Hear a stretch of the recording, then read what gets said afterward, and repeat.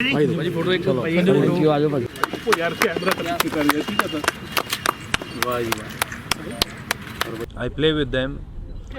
No. I play different games. I love, keep getting beaten from them. कि ਉਹ ਜਦੋਂ ਦੌੜਦੇ ਆ ਮੈਂ ਪਿੱਛੇ ਰਹਿਣਾ ਉਹ ਪਸੰਦ ਕਰਦਾ ਉਹਨਾਂ ਤੋਂ ਜਾਣ ਕੇ ਹਾਰਨਾ ਵਧੀਆ ਲੱਗਦਾ ਕਿਉਂਕਿ ਬੱਚਿਆਂ ਨੂੰ ਲੱਗਣਾ ਚਾਹੀਦਾ ਕਿ ਉਹ ਜਿੱਤ ਰਹੇ ਆ ਰਨਿੰਗ ਦਾ ਬੜਾ ਸ਼ੌਂਕ ਆ ਮੇਰੀ ਬੇਟੀ ਨੂੰ ਉਹ ਮੇਰੇ ਨਾਲ ਰਨਿੰਗ ਕਰਦੀ ਰਹਿੰਦੀ ਹੈ ਮੈਂ ਉਹਨੂੰ ਦੱਸਦਾ ਰਹਿੰਦਾ ਬੇਟੇ ਤੇਰੇ ਪਾਪਾ ਨੇ ਬਹੁਤ ਦੌੜ ਲਿਆ ਹੁਣ ਨਾ ਦੜਾ ਬੈਠ ਲੈਂਦੇ ਪਰ Yeah, I play a lot of games with them, from carom board to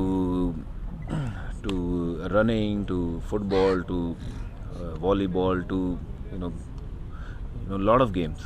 अगर नहीं दे छड्डी है जी हाँ जी That was your favorite? We heard that. बस वही गल है ना कि जिमें क्रिकेट भी फेवरेट तो रहेगी हमेशा बट जिंदगी हर चीज़ नाल नहीं चलती है one question from the fan भाजी हाँ जी भाई आफ्टर रिटायरमेंट यू भी भाजी कैनेडियन लीग भी खेडे है दुबई लीग भी खेडे है जी कि ਤੁਸੀਂ ਖੇਡਣਾ ਚਾਹੋਗੇ मैं- ਅਸੀਂ ਦੇਖਣਾ ਚਾਹੁੰਦੇ ਭਾਜੀ ਐਜ਼ ਅ ਫੈਨ मैं ਲੈਜੈਂਡ ਲੀਗ ਜਿਹੜੀ ਹੁੰਦੀ ਹੈ ਉਹ ਕੋਸ਼ਿਸ਼ ਕਰਾਂਗਾ ਖੇਲਣ ਦੀ ਔਰ ਉਸ ਤੋਂ ਇਲਾਵਾ ਬਾਹਰ ਦੀਆਂ ਲੀਗਸ ਹਲੇ ਮੈਂ ਸੋਚਿਆ ਨਹੀਂ ਹੈ ਬਟ ਆਫ ਕੋਰਸ ਅਗਰ ਟਾਈਮ ਪਰਮਿਟ ਕਰੇਗਾ ਕਿਉਂਕਿ ਰਿਟਾਇਰਮੈਂਟ ਦਾ ਲੈਣ ਦਾ ਇੱਕ ਮੇਨ ਮਕਸਦ ਇਹ ਹੁੰਦਾ ਕਿ ਆਪ ਤੁਸੀਂ ਜ਼ਿਆਦਾ ਟਾਈਮ ਘਰ ਸਪੈਂਡ ਕਰੋ ਆਪਣੇ ਉਹਨਾਂ ਲੋਕਾਂ ਦੇ ਨਾਲ ਜਿਨ੍ਹਾਂ ਨੂੰ ਤੁਸੀਂ ਟਾਈਮ ਨਹੀਂ ਦਿੱਤਾ ਪਰ ਟਾਈਮ ਪਰਮਿਟ ਕਰੇਗਾ ਤਾਂ ਮੈਂ ਜ਼ਰੂਰ ਕਿ ਫੈਨ ਭਾਜੀ ਬੜੇ ਨੋਸਟੈਲਜਿਕ ਹੁੰਦੇ ਤੁਹਾਨੂੰ ਦੇਖਣਾ ਚਾਹੁੰਦੇ ਆ ਗਰਾਊਂਡ ਤੇ ਮੈਂ ਜ਼ਰੂਰ ਕੋਸ਼ਿਸ਼ ਕਰਾਂਗਾ ਕਿ ਜਿੱਥੇ ਜਾ ਕੇ ਕ੍ਰਿਕਟ ਖੇਲੀ ਜਾ ਸਕੇ ਬਹੁਤ ਜ਼ਿਆਦਾ ਕੰਪੀਟੀਟਿਵ ਨਾ ਹੋਵੇ ਉਹ ਕ੍ਰਿਕਟ ਖੇਲਾਂਗਾ ਕੰਪੀਟੀਟਿਵ ਅਗਰ ਕ੍ਰਿਕਟ ਖੇਲਣੀ ਹੁੰਦੀ ਤਾਂ ਫਿਰ ਮੈਂ IPL ਹਾਲੇ ਵੀ ਖੇਲ ਸਕਦਾ ਸੀ but I think right time I think lot of youngster are there ਉਹਨਾਂ ਨੂੰ ਖੇਲਣਾ ਚਾਹੀਦਾ ਹਾਲੇ ਕਿ ਰਿਟਾਇਰਮੈਂਟ ਮੈਂ ਕਾਫੀ ਲੇਟ ਲੈ ਰਿਹਾ ਮੈਨੂੰ ਲੱਗਦਾ 3-4 ਸਾਲ ਪਹਿਲਾਂ ਲੈਣੀ ਚਾਹੀਦੀ ਸੀ ਬਟ ਆਈ ਡੋਂਟ ਨੋ ਕਿਉਂ ਇੰਨਾ ਲੇਟ ਹੋ ਗਿਆ ਥੈਂਕ ਯੂ ਕੁਝ ਮੇਰੇ ਕੋਚ ਸਾਹਿਬ ਨੂੰ ਭਾਜੀ ਉਹਨਾਂ ਨੂੰ ਚਲੋ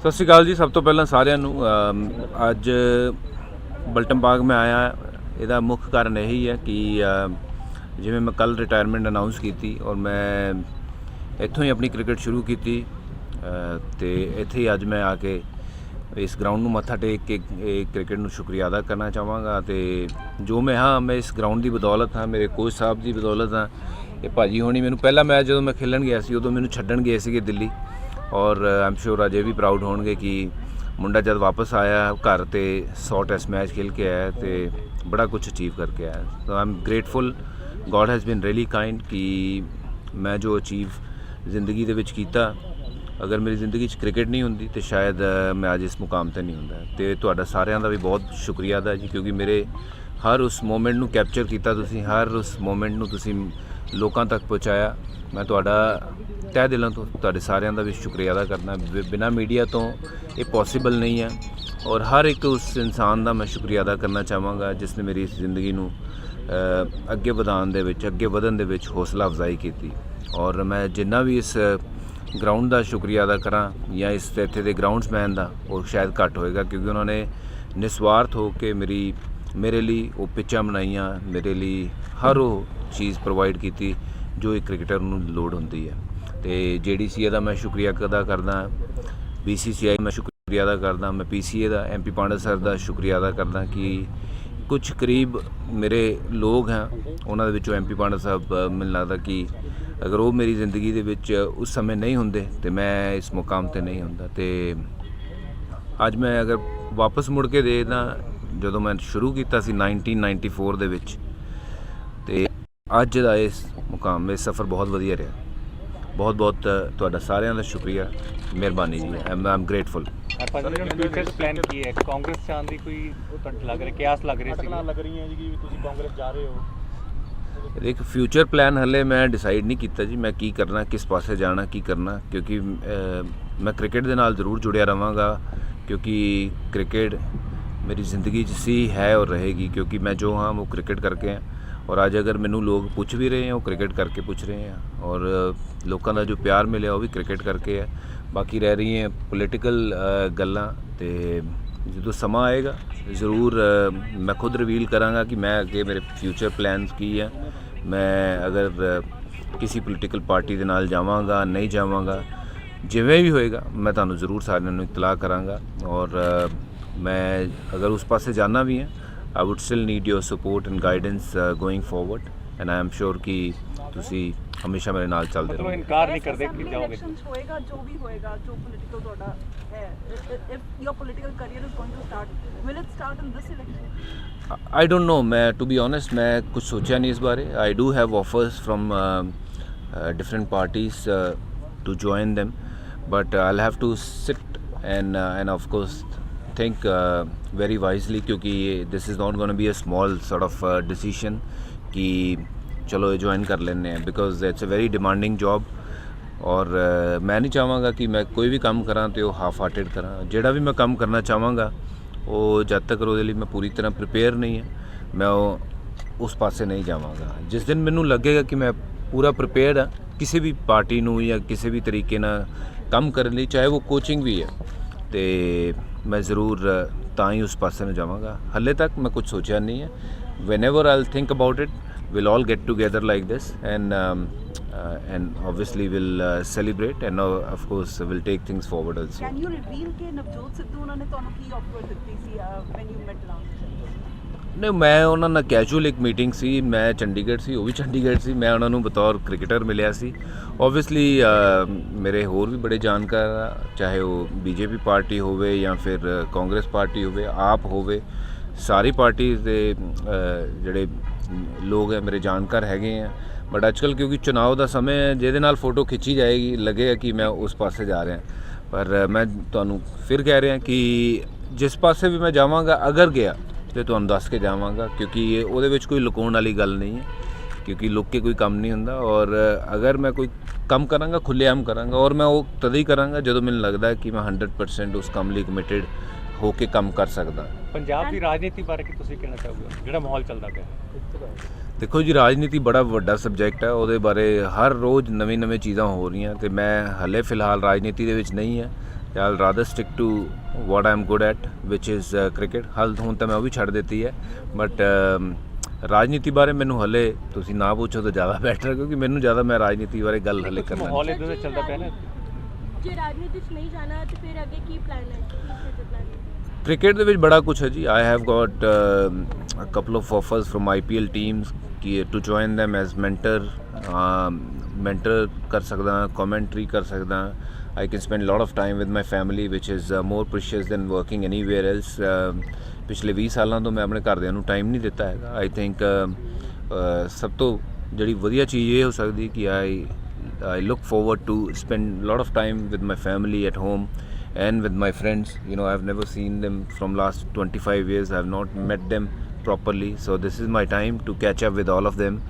ਔਰ ਉਸ ਤੋਂ ਇਲਾਵਾ ਜ਼ਿੰਦਗੀ ਦੇ ਵਿੱਚ ਬੜੀਆਂ ਚੀਜ਼ਾਂ ਐਸੀਆਂ ਬੜੀਆਂ ਓਪਰਚੁਨਿਟੀਜ਼ ਹੈ ਜਿੱਥੇ ਮੈਂ ਕੋਈ ਵੀ ਕੰਮ ਕਰ ਸਕਦਾ ਹੈਗਾ ਫਿਲਮ ਕਰ ਸਕਦਾ ਹੈਗਾ ਮਿਊਜ਼ਿਕ ਕਰ ਸਕਦਾ ਹੈਗਾ। ਸੋ ਥੋੜਾ ਬਹੁਤ ਆਲਰੇਡੀ ਸ਼ੁਰੂ ਹੋ ਗਿਆ ਸੀ ਜੀ ਮੈਂ ਹਰ ਚੀਜ਼ ਉਹ ਕਰਨਾ ਚਾਹਾਂਗਾ ਕਿਉਂਕਿ ਯੂ ਨੈਵਰ ਨੋ ਜ਼ਿੰਦਗੀ ਇੱਕ ਵਾਰ ਮਿਲਦੀ ਹੈ ਹਰ ਚੀਜ਼ ਕਰਕੇ ਦੇਖਣੀ ਚਾਹੀਦੀ ਹੈ।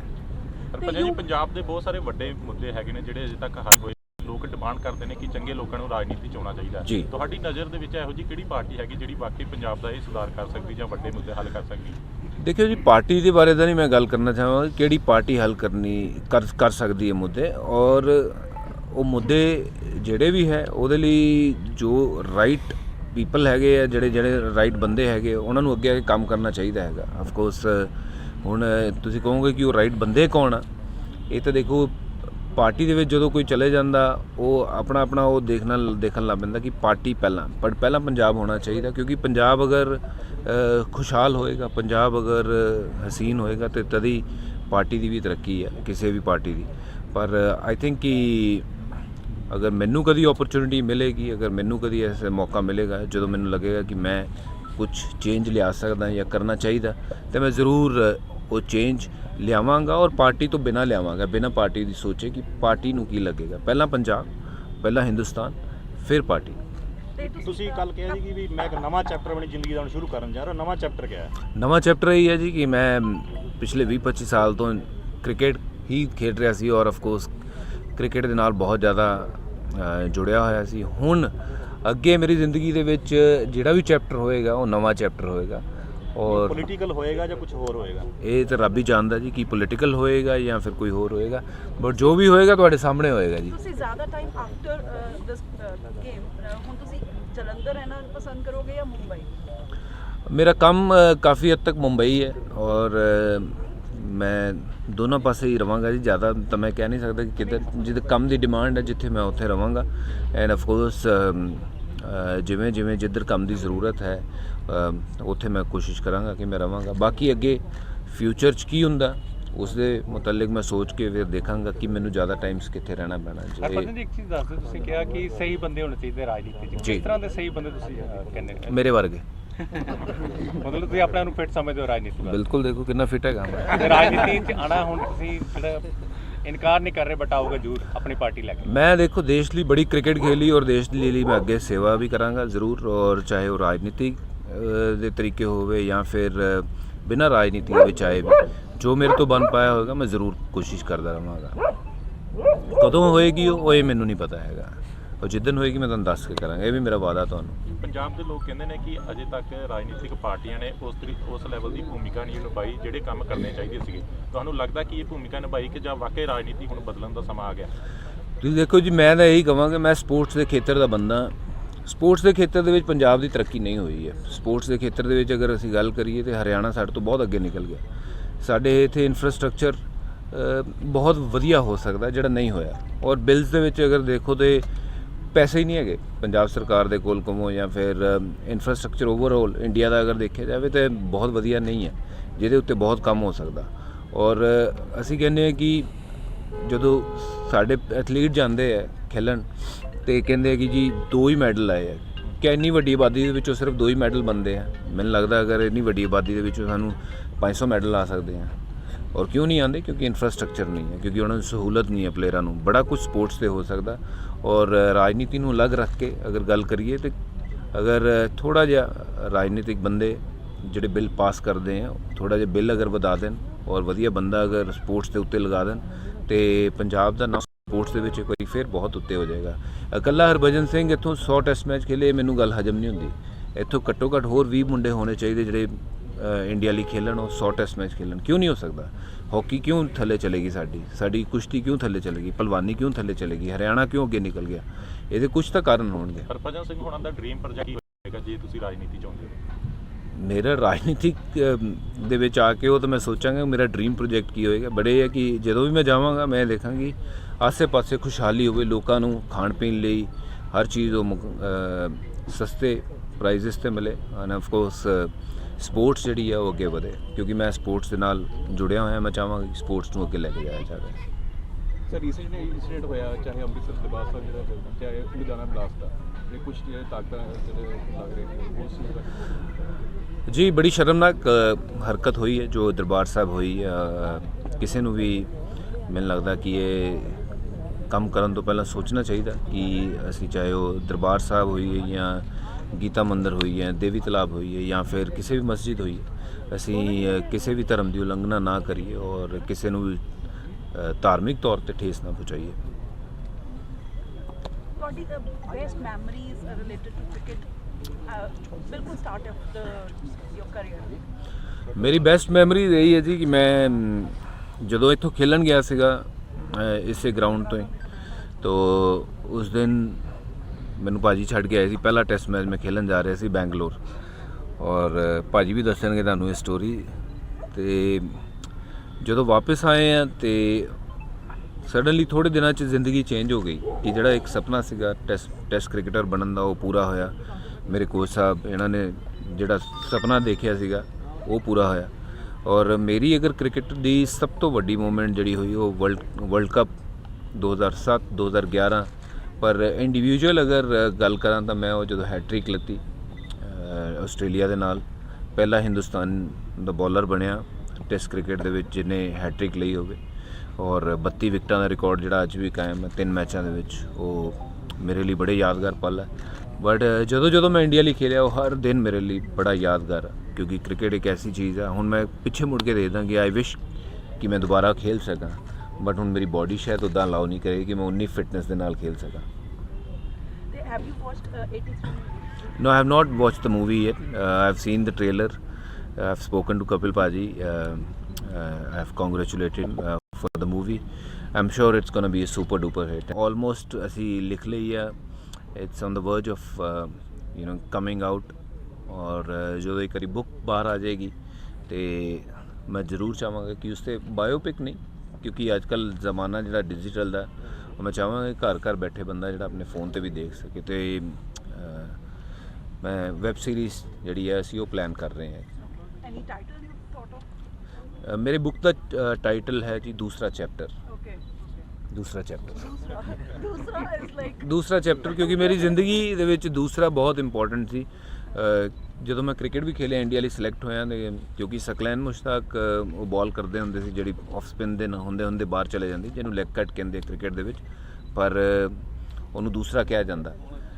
ਉਹਨੂੰ ਮੇਰੇ ਨਾਲ ਜੋੜ ਦਿੱਤਾ ਗਿਆ ਕਿ ਦੂਸਰਾ ਕੌਣ ਕਰਦਾ ਭੱਜੀ, ਔਰ ਇਸੇ ਲਈ ਉਹ ਮੇਰੀ ਜ਼ਿੰਦਗੀ ਦੇ ਨਾਲ ਦੂਸਰਾ ਜਿਹੜਾ ਸ਼ਬਦ ਹੈ ਇੰਨਾ ਵਧੀਆ ਜੁੜ ਗਿਆ।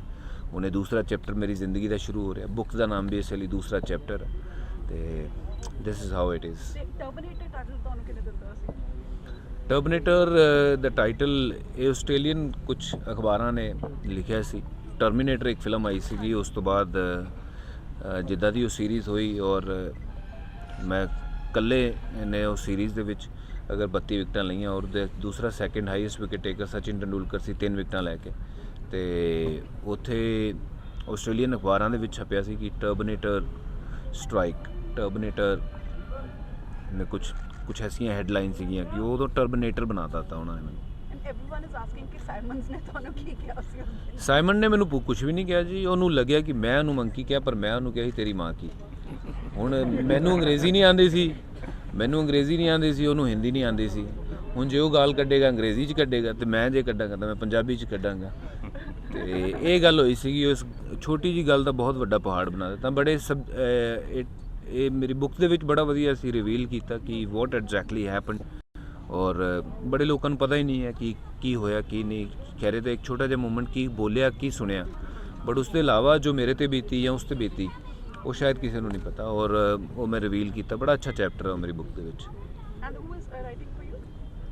There's a guy called Kushan Sarkar From?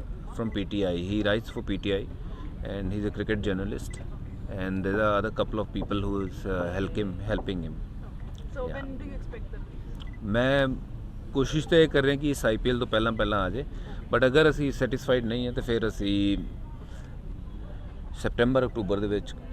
October ਨਵੰਬਰ ਦੇ ਵਿੱਚ ਕਰਾਂਗੇ, ਜਦੋਂ ਆਸਟ੍ਰੇਲੀਆ ਸੀਰੀਜ਼ ਹੋਏਗੀ, ਇੰਡੀਆ ਆਸਟ੍ਰੇਲੀਆ ਜਾਏਗੀ ਉਸ ਤੋਂ ਪਹਿਲਾਂ।